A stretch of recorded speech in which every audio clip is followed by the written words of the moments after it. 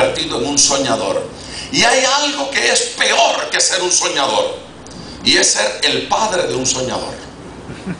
Tener un hijo soñador es terrible.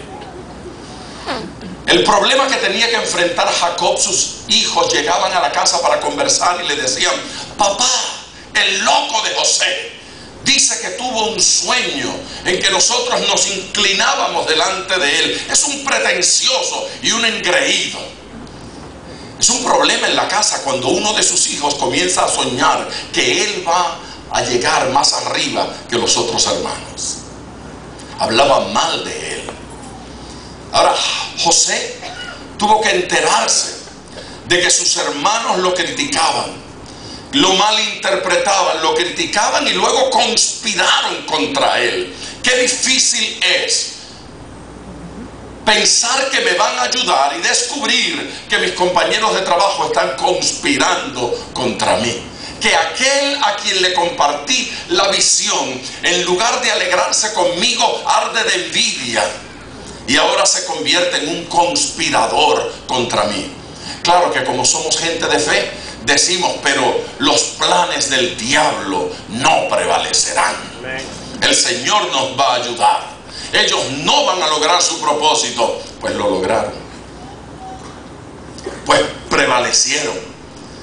Conspiraron, planificaron venderlo y lo vendieron. Y lo vendieron como esclavo. Y el jovencito que unos días antes era el favorito de su padre, y el bien vestido y el bien acicalado, el sueño de su papá, el que lograría, alcanzaría aquellas metas y objetivos que papá no había alcanzado, ese ya no era el hijo favorito, ahora era un esclavo cualquiera. Lo habían vendido y sus enemigos lo habían logrado.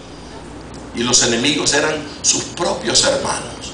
Si alguna vez usted ha estado en una situación como esa, debe saber lo feo que se siente, lo triste que se siente, que aquella persona a quien amo hable mal de mí, que aquella persona en quien confío resulte ser mi peor enemigo. Conspiraron, lo vendieron, lo lograron. Vendido y esclavo. Pero la cosa no estaba tan mal, porque después de ser vendido como esclavo, ustedes conocen la historia perfectamente. José comenzó a destacarse como esclavo, y un señor llamado Potifar, su dueño, lo puso frente a todas sus empresas. Pero la cosa se volvió a complicar, porque llegó la tentación sexual. Y créame que la tentación siempre llega. No importa que usted acepte predicar domingo en la mañana cuando planificaba descansar y lo llamen santo. No. La tentación siempre llega. Y a José le llegó la tentación. La mujer de Potifar, que algunos dicen era muy hermosa, se entusiasmó con José. Qué cosa terrible cuando la mujer de su jefe se entusiasma con usted. Allí estaba José ante aquella hermosa mujer que lo pretendía. La Biblia dice que José huyó, pero huyó con la ropa en la mano. Eso siempre me ha llamado la atención. Salió corriendo de aquel lugar y la mujer se enojó. Y ahora ella comenzó a difamarlo. Gritó y dijo que José la quería abusar, que quería violarla. Pero claro, otra vez, como José era un hombre de Dios y un muchacho íntegro, nadie podría creer semejante cosa. Pues lo creyeron. Pero no importa que lo crean, él va a demostrar ante el juez que es inocente, porque como soy inocente y Dios está conmigo, saldré al otro lado ileso. No fue así. El juez le creyó y lo metieron preso y lo condenaron. Se siente defraudada la gente cuando espera que se haga justicia y no se hace justicia. No fue justa. El juez no fue justo. Potifar no fue justo. La esposa no fue justa y José sufrió las consecuencias. Y es como para decir, ¿dónde estaba Dios cuando José estaba siendo acusado? ¿Por qué Dios no intervino? ¿Por qué Dios no actuó? ¿Por qué Dios no resolvió los problemas? ¿Por qué no siempre Dios resuelve los problemas en nuestra vida? Bueno, es cierto, no siempre lo resuelve, pero siempre está presente. Y lo importante es que Dios esté con nosotros, aun cuando las cosas salgan mal.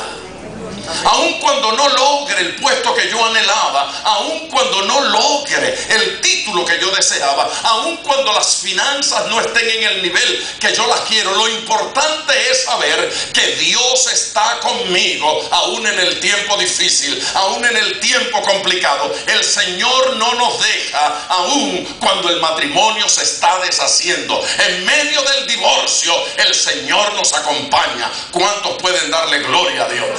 Él va con nosotros. Cuando los hijos se enferman, cuando perdemos la casa, cuando nos quitan el auto, cuando nos despiden del empleo. Eso yo lo había pensado antes de esta semana. Cuando las cosas se ponen muy duras en el país, cuando las cosas se complican, lo importante es que el Señor no nos deja. Hace unos años yo tuve un sueño. Yo no sé si alguna vez lo conté, porque me gusta contar este sueño, si alguna vez lo conté aquí. Pero estaba yo predicando en mi sueño, en un lugar como este, donde vi un pasillo central, gente a la derecha y gente a la izquierda. Y en ese sueño el Espíritu Santo me hablaba y me decía, me señalaba a la gente que era salva y también identificaba a aquellos que no lo eran. En ese sueño yo podía saber, no se esconda nadie que ya no puede, es el sueño. Yo los veía, salvo, no salvo, convertido, hipócrita. Y el Señor señaló hacia aquellos que no eran convertidos y me dijo, esa gente, señaló a esa gente y me dijo, esa gente tiene problemas. Y yo le dije al Señor, sí, Señor, tienen problemas. Y señaló el Señor hacia los que eran convertidos y me dijo, y ellos también. Y yo dije, bueno, es verdad, los cristianos tienen sus problemitas. Señaló hacia los no creyentes y me dijo, ellos tienen problemas en la familia. Y yo dije, sí, muchos problemas en la familia. Señaló a los cristianos y me dijo, y estos también. Señaló a los creyentes, a los no creyentes y me dijo, ellos tienen problemas económicos. Luego a los creyentes y me dijo, y estos también. Señaló a los no creyentes y me dijo, ellos tienen problemas de enfermedades. Sí, Señor, es verdad, muchos enfermos. A los cristianos y me dijo, y ellos también. Y en algún punto yo le dije al Señor en mi sueño, Señor, ¿y entonces para qué se convierte uno? Ah, ya recordé en qué punto fue. Fue que el Señor me dijo, y estos pecan, y estos también. Y yo dije, Señor, ¿y para qué uno se convierte entonces? Y el Señor me dijo, porque estos tienen problemas y están solos, pero estos no están solos. Yo estoy con ellos en sus problemas. Dele gloria al Señor. Yo estoy con ellos. Y la presencia del Señor hace la diferencia en nuestras vidas. Exclame amén. Hace la diferencia. Vino la tentación sexual, fue difamado y fue encarcelado. Ahora no solo eres esclavo, pero eres esclavo encarcelado. Y eso es lo único que puede ser peor que ser esclavo.